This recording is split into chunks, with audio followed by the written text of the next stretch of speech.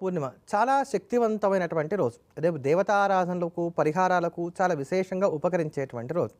రేపటి రోజున గ్రహదోషాలు ఉన్నప్పటికీ కూడా అవి తొలగిపోవడానికి గాను అత్యంత ప్రభావవంతమైనటువంటి పరిహారాన్ని మీ అందరికి కూడా తెలియజేస్తాను. దీనికి మీరు పెద్దగా కష్టపడవలసింది కూడా ఏమీ లేదు. కొంచెం కృష్ణ తులసి ఆకులు ఏవైతే ఉంటాయో వాటిని సేకరణ చేసి పెట్టుకోండి. కృష్ణ తులసి, లక్ష్మి తులసి కాదు, వీటిని సేకరణ చేసి పెట్టుకోండి. రేపు ఉదయం పూట శుచిగా స్నానం చేసిన తర్వాత ఒక పాత్రలో కాస్త నీళ్లు తీసుకోండి. అవి కూడా గంగాజలం అయితే చాలా మంచిది.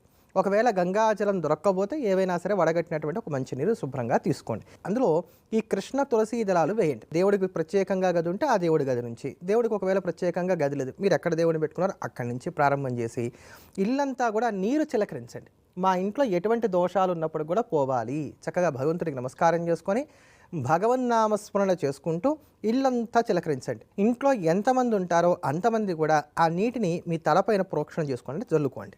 అలానే ఆ నీటిని కాస్త కొద్దిగా తీర్థంలాగా స్వీకరించండి. దీని తర్వాత ఏం చేయాలంటే మట్టి ముంతలు కానీ, లేకపోతే మనకి మట్టి ప్రమిదలు అలాగే ఇప్పుడు అందుబాటులో ఉంటాయి, ఇంట్లోనే ఉంటాయి చక్కగా. ఈ మట్టి ప్రమిదలు కానీ తీసుకొని వీటిలో కాస్త ఈ కృష్ణ తులసి ఆకులను ఉంచి ప్రతి గదిలో కూడా పెట్టండి. అలా రోజంతా వదిలేసేయండి. రేపంతా అలా వదిలేస్తే గదిలో ఉన్నటువంటి నెగిటివ్ ఎనర్జీ ఏదైతే ఉందో అదంతా కూడా ఈ కృష్ణ తులసి ఆకులు అబ్జర్వ్ చేసుకుంటాయి. ఆ మరుసటి రోజు అంటే కార్తీక పౌర్ణమి అయిపోయినటువంటి మరుసటి రోజున గురువారం నాడు ఉదయం ఎవరూ తొక్కనటువంటి చోట ఈ కృష్ణ తులసి ఆకులన్నీ కూడా తీసుకెళ్ళి వేసేసేయండి. ఇంతే. ఇంట్లో ఎటువంటి గృహదోషాలు ఉన్నప్పటికి కూడా తొలగిపోవడానికి ఇది ఒక అద్భుతమైనటువంటి పరిహారం. తదుపరి రాశుల యొక్క దినఫలితాల